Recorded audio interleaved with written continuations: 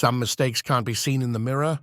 They're felt in the silence of a son who no speaks, no insults, but also doesn't call, doesn't listen, doesn't ask how you're doing. And you, who gave everything for him, start wondering when exactly you lost his respect. The truth is uncomfortable. Many times, it's not about what you did wrong, but what you let slide, what you allowed in the name of love, what you kept quiet out of fear of losing him, what you gave without counting the cost. And now, you're paying for it with a loneliness you don't deserve. In this video, we're going to expose 9 mistakes that slowly destroy the bond between a mother and her son. They're not obvious mistakes, but they're deeply corrosive. If you stay until the end, the final lesson reveals the key that could completely change the way you stand in front of him and in front of yourself. I'm Gabriel, and this is the Stoic Garden. Join me, because what you're about to hear isn't a judgment, it's an invitation to reclaim your dignity before it's too late. How much longer are you going to say, better to stay quiet than start a fight? How many more times will you let your son disrespect you just to avoid another awkward silence, another widening distance, another door slammed shut in indifference? Maybe you haven't noticed, but every time you choose false peace over your truth, you're planting a dangerous seed.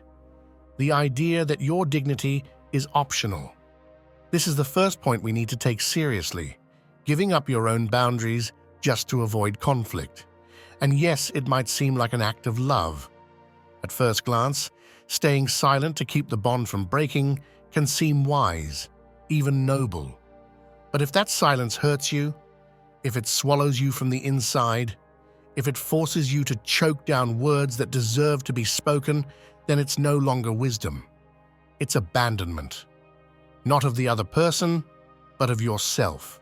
I've met many women who grow old, believing that calm is the same as peace, but it's not. Calm can be imposed with fear, with resignation, with dependence. Peace, on the other hand, is the result of a brave choice, setting boundaries even when you fear the consequences. Because if you don't set limits in time, you end up being dragged by other people's decisions. And at this stage of your life, living by someone else's rhythm is no longer an option. It's a sentence. I remember Teresa, a 72-year-old woman who wrote to me after watching one of these videos. She told me that every time her son visited, he spoke to her with contempt, blamed her for choices she made decades ago, and made her feel like everything she did as a mother was a mistake. But she justified it all. "He's had a hard life," she said. "I don't want to be another burden." And out of that fear, Teresa endured insults, cold shoulders, and an indifference that broke her heart, all to avoid losing him completely, all to avoid being alone. But the question I asked her, and the one I ask you now, was this: what peace are you protecting when your soul is at war? Teresa went silent, and after a few moments, she answered with a trembling voice, "None. I'm surviving, but I'm not living." That's what woke her up. Epictetus said, "If you try to please everyone, you end up a slave to all." And you weren't born to be a slave, not to fear, not to the past, not to half-hearted affection. You were born to be yourself, with your voice, your story, and your right to be respected without having to beg for it. Maybe this is the first time you're hearing it put so bluntly, but better a truth that stings today than a lie that condemns you tomorrow. You're not here to keep up the illusion of a family if you're slowly dying inside. You're here to rebuild yourself. And that process begins when you dare to say, "I won't allow this anymore," because the respect you don't demand turns into contempt disguised as routine. And no one, not even a son, has the right to walk all over you just because he came from your womb. Love isn't letting everything slide. Love is also knowing when to say enough when what you're getting isn't love anymore, it's punishment. This is only the first step, and if you're here, Listening to these words, it's because you already know you can't keep going like this, because something inside you, that voice you've silenced for so long, is finally starting to wake up. Let it speak. Because when you reclaim your boundaries, you also reclaim your place. And that place isn't up for negotiation, it's yours to defend. Something inside you is already shifting, and that's brave. Facing your own compromises, the silences you chose poorly, the boundaries you never set, it's not easy. But there's an even more dangerous trap because it hides behind virtue. The next big mistake we need to confront is justifying the unjustifiable in the name of love. How many times have you told yourself, "He's my son, I have to forgive him"? How many times have you erased your own wounds with the phrase, "It'll pass," while deep down you felt every word, every slight, every moment of neglect wear you down like a stone, dissolving under the rain? The problem isn't loving. The problem is turning love into an excuse to endure harm. And that, no matter how much it hurts, isn't love. It's fear.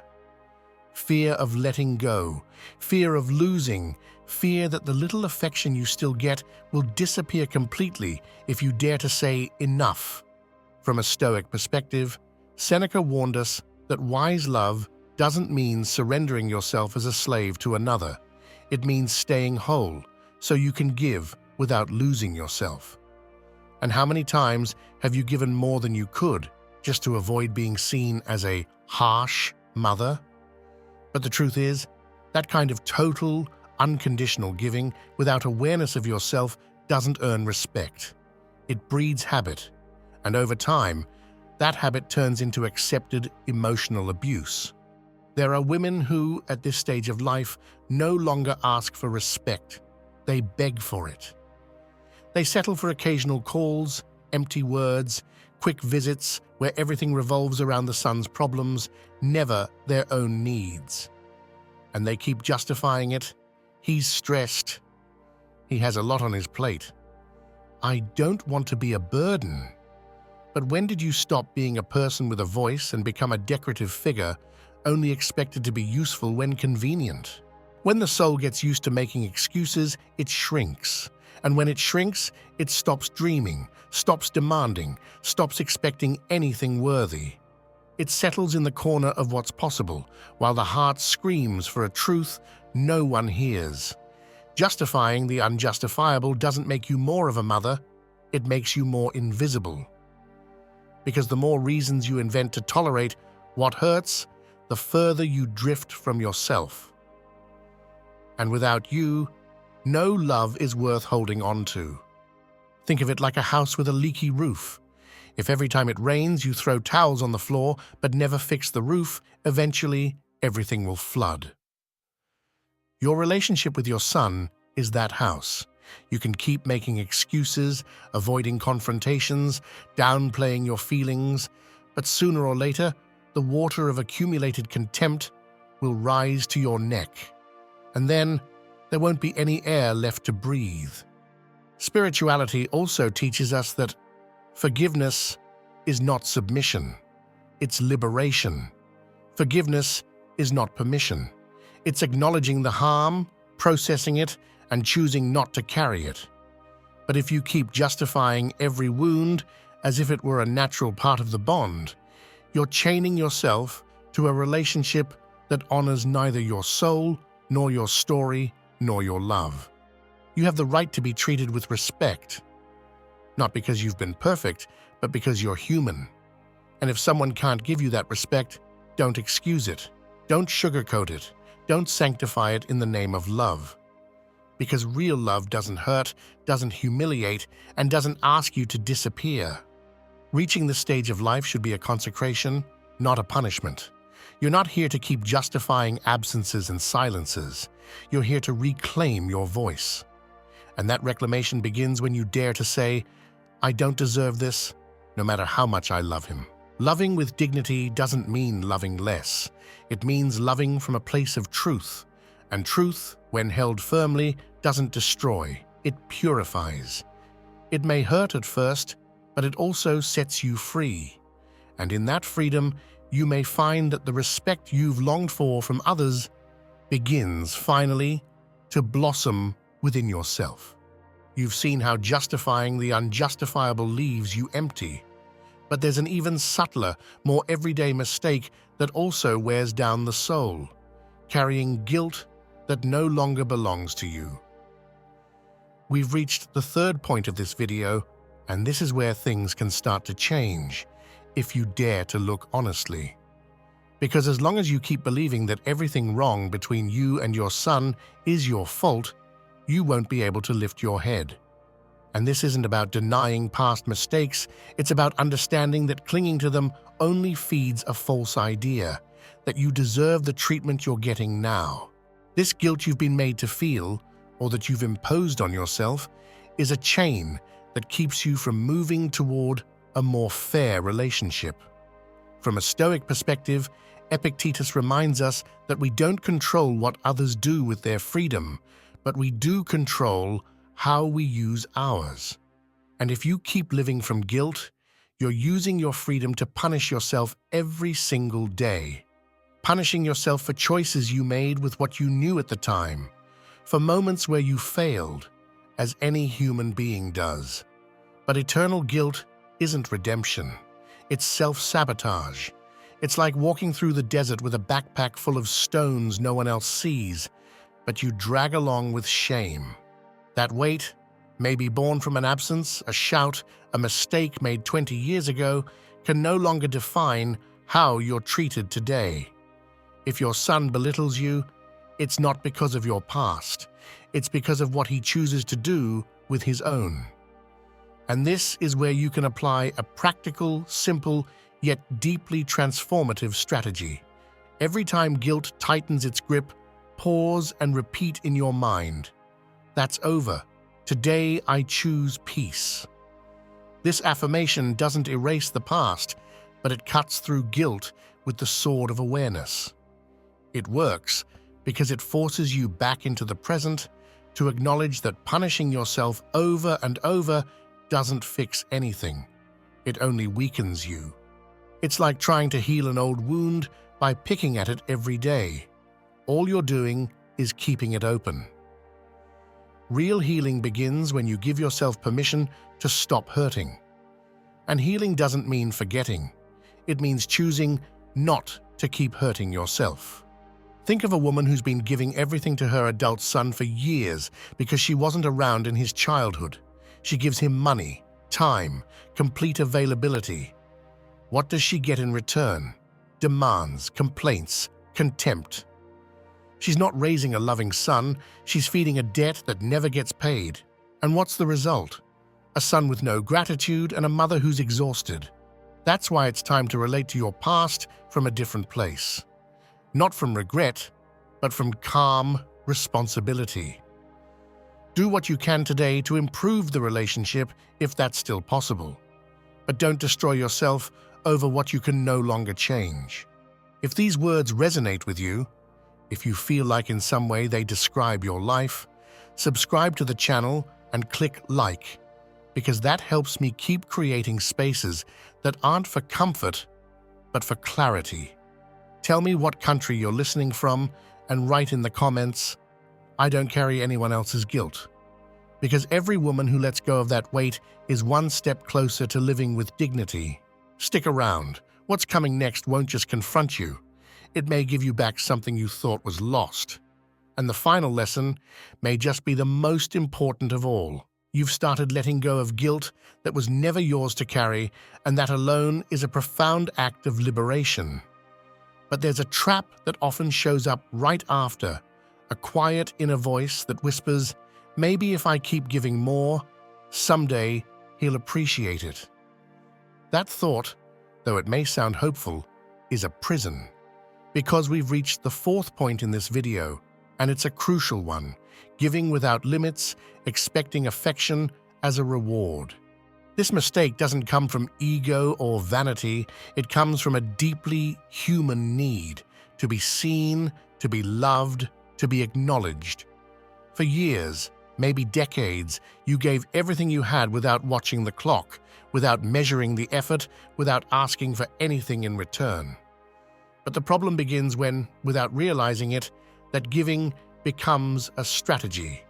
You offer more food, more money, more help, more silence, all with the secret hope that one day he'll finally see everything you've done, everything you're worth. And you wait, but the recognition never comes.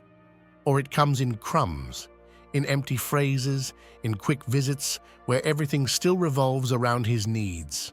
From a Stoic perspective, this is one of the most dangerous forms of emotional slavery, tying your well-being to someone else's reactions. Marcus Aurelius put it plainly: your happiness depends on yourself. But if you make affection a reward that others get to grant you, then you hand them the power to decide whether you deserve peace or punishment. And that leaves you exposed. It slowly empties you, because there's no pain more subtle than being elegantly used, kindly ignored, or coldly tolerated. And that's what happens when you give expecting something in return. You stop loving freely and start negotiating for affection. What makes this trap so dangerous is how invisibly it creeps in. It starts with one gesture, doing a favor for your son because he needs it. Then another. Then you help financially, you watch his kids, you cancel your own plans, all in hopes of hearing one sentence that makes it all worth it. Thanks, Mum, I don't know what I'd do without you. But that sentence rarely comes, and instead of stopping, you give more. Because now you're afraid that if you stop giving, he'll stop loving. And that's the root of the problem, giving out of fear of being abandoned. This pattern pulls you away from yourself. You no longer make choices based on what you want, but on what you think the other person needs to keep you around. And that doesn't just weaken your autonomy, it disconnects you from your dignity. Because when you give from emptiness, all you feed is more emptiness. You end up as someone useful but not loved, present but not valued, available but not respected. Of course you have the right to give, but giving only becomes whole when it comes from inner abundance, not from a need to be approved. Because when you give without losing yourself, you grow stronger. But when you give to be loved, you disappear. And no one can love what they can't see. So today, I want you to stop for a moment and look at what you've been offering. Ask yourself honestly, am I doing this out of love or out of fear? And if the answer hurts, don't be afraid. It hurts because you're waking up. And that awakening is the first step out of a dynamic that not only drains you, but also teaches the other person to see you as an endless source of services, not as someone who deserves respect. The spirituality that so many women like you live with such sincerity has something to say here too. Giving is a sacred act, yes, but only when it doesn't leave you empty. If God, or life, or whatever name you give to it, has filled you with love to share, then give it freely, not out of guilt. Because your worth is not measured by how much you give, but by how much you respect yourself while giving. And that, more than any thank you from someone else, is what will restore the peace you thought was lost. There comes a point in life when you can no longer wait for someone else to change so you can feel at peace. At this stage, begging for affection isn't just exhausting, it's undignified. And often that exhaustion stems from a belief that seems harmless, but is actually dragging you down. We're at the 5th point of this video, and it's time to call it what it is: being useful to avoid being forgotten. How many times have you said, as long as they need me, they won't leave me? How many times have you held together a household, a family, a routine, just to feel like you still have a place? And sure, on the surface, there's nothing wrong with wanting to help, to be present, to feel needed. But the problem lies in what you're giving up while doing all of that. Because while you cook, clean, care, lend money, give advice, you're avoiding a question you're afraid to ask yourself: if I didn't do any of this, Would they still love me? That's the deep wound. That's the truth many women don't dare to face, because they've spent decades defining themselves by what they do for others, not by who they are for themselves. And when being useful becomes the only way to keep a connection, love turns into a transaction, not a genuine bond. This trap is subtle but destructive. It keeps you constantly busy, but not truly alive. You're always doing something, but emotionally running on empty. You're present everywhere, but no one stops to ask how you are. And the worst part is, deep down, you know it. You know that if you stopped being so helpful, if you stopped fixing everything, many people would simply drift away. And that hurts. But what hurts even more is staying in that role, knowing the love you receive isn't for who you are, it's for what you represent. The most serious consequence of living this way is that you slowly start to fade. You stop thinking about what you want, what brings you joy, what excites you. You get used to being a function, not a person. And when that happens, dignity begins to erode. You no longer make your own decisions. You wait for others to assign you tasks so you can feel useful. And if one day no one calls, no one asks for anything, no one needs you, you feel like you don't belong. That's the cruelest trap. When your worth depends on being needed, any moment of solitude feels like punishment. But there is another way to live. It's not easy, it's not quick, and it's not comfortable at first, but it's yours. And it begins when you ask yourself a different question. What do I want to do, even if no one asks me to? That question is uncomfortable because it exposes everything you've put off. But it's also powerful because that's where the change begins. It's not about stopping your help, becoming indifferent, or isolating yourself.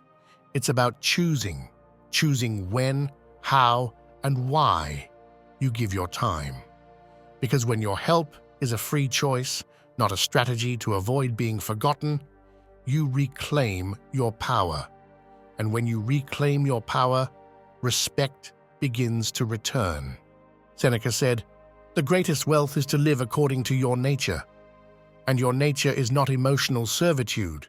Your nature is balance, giving without losing yourself, supporting without erasing yourself, loving without begging." Changing this pattern won't be easy. It may hurt to see who pulls away when you stop being so available, but what remains after that quiet cleansing will be real, and that is truly worth your devotion. Respect is not built from need, but from freedom. When you stop being useful out of obligation and start being present out of conviction, you'll begin to look at yourself with pride. And that self-respect will be the foundation for all the rest. You've seen how living just to be useful robs you of your soul. It turns you into a functional figure, not a free woman. And when you get used to that role, every day starts to look the same. Every day feels just as heavy. But there's another mistake, even quieter, that keeps you trapped in that senseless cycle. We've reached the 6th point in this video, and we need to call it out clearly: avoiding uncomfortable conversations out of fear of rejection. I want you to imagine this scenario with brutal clarity. You're sitting across from your son. It's been weeks since you last spoke. You've felt the coldness, the distance, the disregard. But instead of saying how you feel, you change the subject. You serve him food. You ask about his work. You smile with a kindness that doesn't come from your soul, but from your fear. Because you're terrified that if you confront him, if you say what you really think, he'll pull away even more, that he'll cut the tie completely. So you stay silent, you swallow every wound, every disappointment, every moment he's made you feel like a burden. And as you do, something inside you dies a little more. This is the most common scene in the lives of many women at this stage, a moment where peace is faked to avoid truth. But what goes unsaid builds up, and what builds up becomes heavy. There's nothing more destructive than a life filled with unspoken words. Because silence, when rooted in fear, doesn't protect, it traps. And you weren't born to trap yourself. You were born to look someone in the eyes and say with strength, "This hurts me. I won't accept this anymore. This is not who I am." I know. It's scary. It's scary to think that speaking up might cost you what little connection is left. But I want you to think about this as honestly as it deserves. If you have to silence yourself to keep someone close, then they're not really with you. They're with a version of you that shrinks, that dims, that disappears. And what are you left with? An artificial bond held together by your silence and their comfort. That's not love. That's emotional negotiation. The consequence of this constant avoidance is devastating. Not only do frustrations pile up, but respect is lost. Because someone who never sets boundaries, who never speaks their truth, ends up being seen as someone without a voice. And when you lose your voice, you lose your right to be heard. You become part of the background. You're there, but no one truly sees you. And that hurts more than the rejection you've been trying to avoid. This isn't about fighting. It's not about confronting with anger. It's about speaking from a place of clarity and strength, from self-respect, not from need. Because if you don't speak today, tomorrow will bring the same gestures, the same empty smiles, the same harmless conversations that heal nothing, change nothing. And one day, you'll look in the mirror and ask yourself, when did I stop saying what I feel? That day can be today, or it can be 5 years from now. You decide. Breaking this pattern doesn't guarantee the other person will change. But it does guarantee that you will begin to recover, that you'll start living in alignment with yourself, and that, after all you've given in life, isn't a luxury, it's a necessity. Speaking your truth isn't losing, it's honoring what you've lived, what you've felt, what you deserve. And if the other person can't understand that, it's not your responsibility to carry their blindness.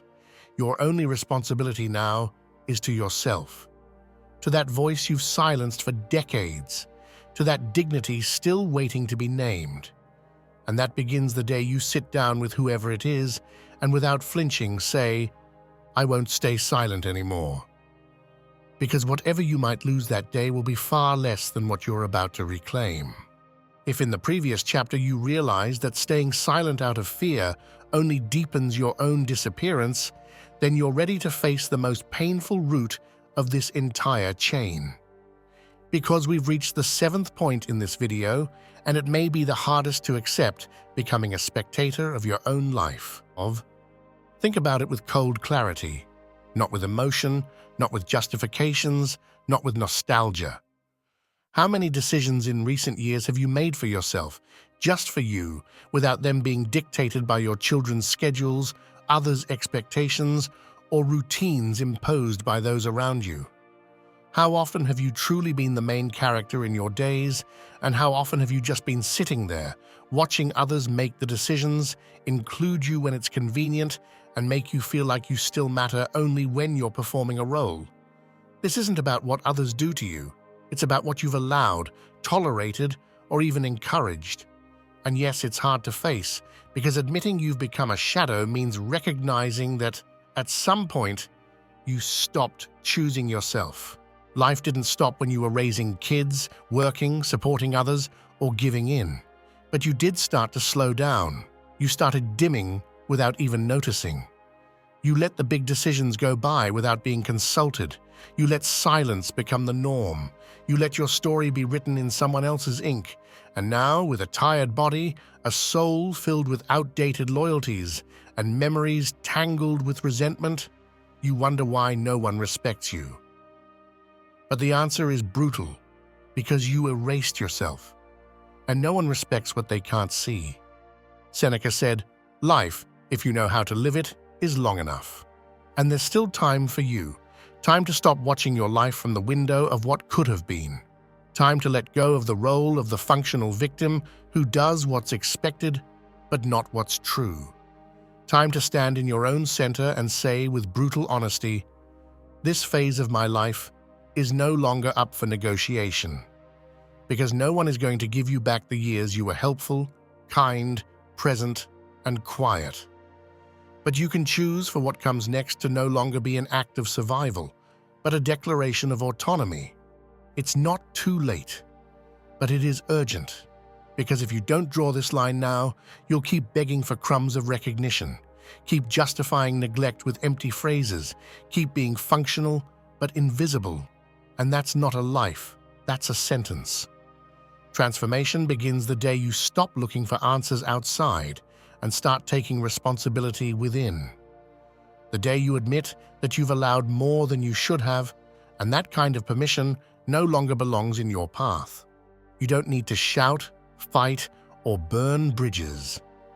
You just need to choose yourself with a strength you've never used before. Because respect doesn't come from the outside. It comes from the daily act of telling yourself the truth. And the truth today is this: you can't keep being a spectator, because every minute that goes by without choosing yourself is a minute lost. And what's at stake now isn't your image, your role, or your usefulness. It's your soul. And that soul, though silenced for years, is still waiting for you to look at it and say, I'm here. Finally. If the previous chapter forced you to see how much you've let slide without claiming your place, then this moment is the most uncomfortable, but also the most revealing. Because now we've reached the 8th point in this video, and it's time to face something many women have chosen to ignore for years: idealizing your son and denying his emotional abuse. Yes, you heard that right. There is emotional abuse that doesn't leave visible marks, but wears you down from the inside. And often, that abuse becomes even more cruel when you justify it with phrases like, he's a good son, he's just going through a rough time. But rough times don't justify humiliation or disregard or constant indifference. Some adult sons don't hit with their fists, but they strike with their silence, their coldness, their detachment. And that kind of aggression is the hardest to accept because it comes from someone you love deeply, someone you've idealized so much. It's hard to admit that he's no longer that child who needed your embrace, but an adult who is consciously choosing to mistreat you. The concrete action you can take today without delay is this: take a sheet of paper and write down everything your son does that hurts you, even if it's painful to admit. Don't justify it. Don't sugarcoat it. Don't romanticize it. Just write. Because as long as you can't name the harm clearly, you'll stay stuck in emotional confusion that keeps you from setting boundaries. And when you're done, look at that list as if it belonged to a friend. Ask yourself with cold honesty, would I let someone do this to her? If the answer is no, then it's time to stop allowing it to happen to you. Because no one, not even a son, has the right to trample on your dignity. But be careful. This kind of change doesn't hold up with words alone. It's held up by a mindset that no longer kneels before guilt or hides behind a warped idea of love. It's sustained by the conviction that love doesn't mean tolerating the intolerable. It holds when you understand that setting a boundary isn't losing a son. It's giving yourself a chance. Because if he stops speaking to you because you won't accept his abuse, then he was never truly present. What was there was the role, the habit, the manipulation, not love. The responsibility is yours, not for what he does, but for what you choose to do with it. You can keep waiting for him to change, to realize, to mature. But that waiting is a trap. The only maturity that matters right now is your own. The kind that understands respect isn't begged for, it's upheld with strength. And if you don't hold yourself up, no one else will.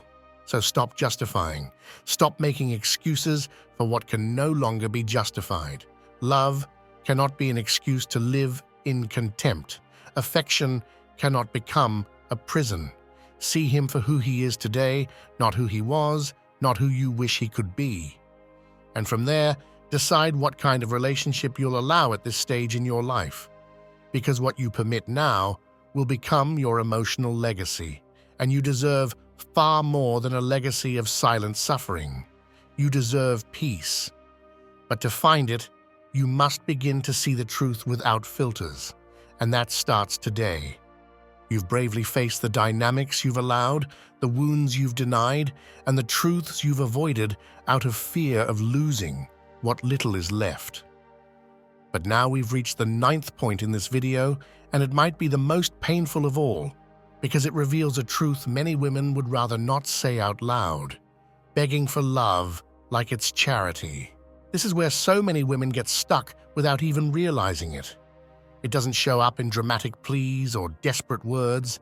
It hides in silences that long for attention, in messages that go unanswered, in visits that last only as long as it's convenient for the other person. And then, when there's no hug, no interest, not even a sincere question, you console yourself by saying, "At least he came." But that "at least" is a trap. It's the most subtle form of self-deception. It's accepting crumbs and pretending it's a feast just because you're starving for affection. But the soul doesn't thrive on leftovers. And you didn't come this far in life just to keep begging for the bare minimum like it's enough. The most common excuses that keep you stuck at this point are always the same. That's just how he is. He's always been distant. I don't know how to express myself. I don't want to start a fight. Every one of them is a justification to keep accepting what should never be accepted. They're lines you repeat to avoid facing the emptiness. Because saying out loud that your own son makes you feel invisible is more painful than clinging to the story that he's just busy. But the cost of that story is enormous. Your dignity. Because when you settle for a perfunctory call, a hollow hug, attention that lasts 5 minutes between distractions, you're telling the world that this is what you believe you deserve, and that teaches others, especially your children, that they don't need to care for you because you're always there, you always understand, you always forgive. The cruelest illusion is believing that begging for love is better than being alone. But the truth is, that kind of presence leaves you lonelier than silence ever could. Because there's no deeper loneliness than being with someone who doesn't really see you. And if you keep justifying, waiting, adapting, you end up betraying yourself. You become someone who exists just so the other person doesn't feel guilty, not so you can feel loved. And over time, that turns you into a woman who's broken inside but smiling on the outside. A walking contradiction. And that contradiction drains you. It ages you more than any physical ache. It makes you feel like time is passing and all you're doing is surviving, not living. This isn't about closing your heart. It's not about hardening yourself. It's about understanding that love isn't something to beg for. It's something to share, something to choose. And if they don't choose you, don't seek you out, don't care for you, then it's not love. It's habit, it's guilt, it's routine. You deserve a love that sees you, that listens to you, that values you without you having to ask for it. But that love begins with you, with no longer justifying what hurts, with no longer calling someone who never answers, with no longer believing that something is better than nothing, because it's not true.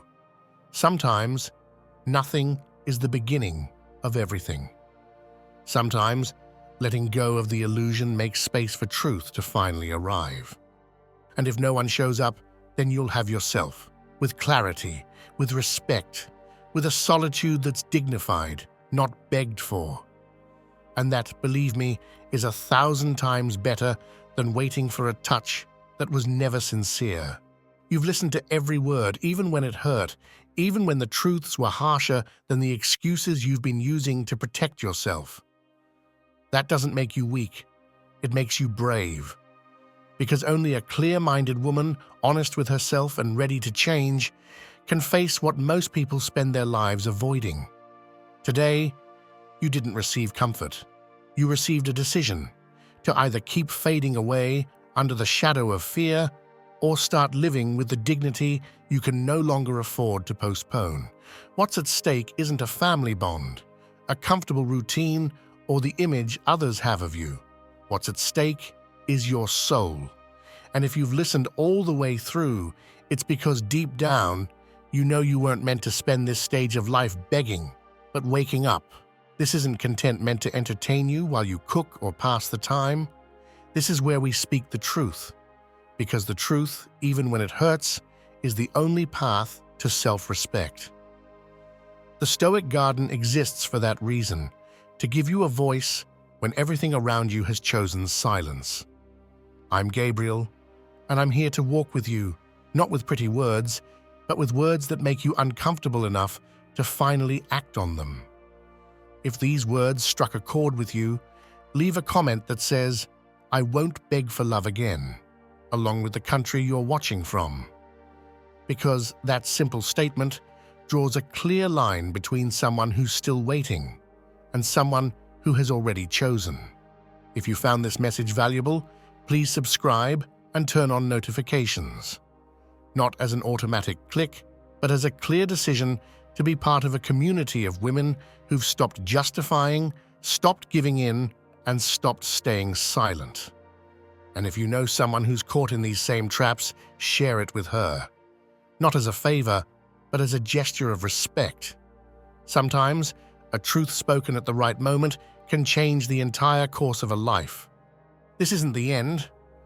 There are more paths to walk, more wounds to heal, and more decisions to make. Stay with me and watch one of the 2 videos that will now appear on the screen. Because if today you started to see yourself differently, what comes next can be more than just reflection. It can be the beginning of your redemption.